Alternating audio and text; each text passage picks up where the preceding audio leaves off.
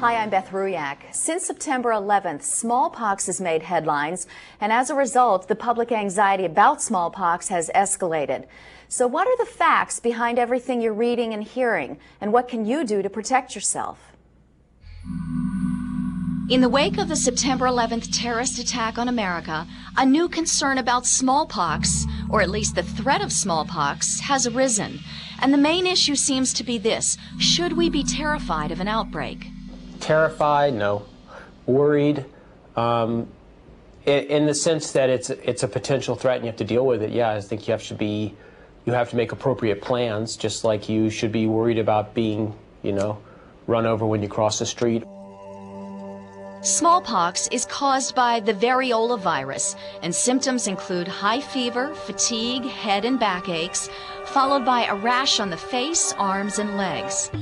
Understanding smallpox requires a trip back in time.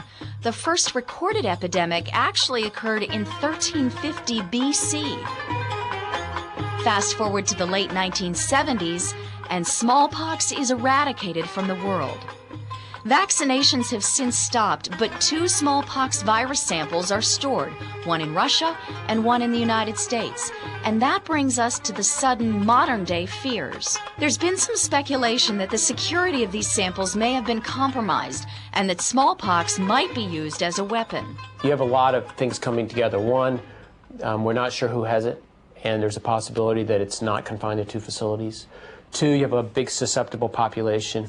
And 3, because it was not really thought to be much of a threat, the effort to keep vaccination stocks high enough were let go. About half the U.S. population has been vaccinated, but routine vaccinations ended in 1972. If you didn't get the vaccination then, there's no way to get it now. It's simply not available. However, the likelihood that you'll need it is slim. Smallpox is spread from person to person by infected saliva droplets, and that requires face-to-face contact. People are saying, let's all get smallpox vaccinated, not realizing what they're talking about. While facing the threat of smallpox without an available vaccine is good reason for concern, there are viable alternatives. In fact, the medical community is working on various methods for preventing such an outbreak. So quarantine measures will be effective.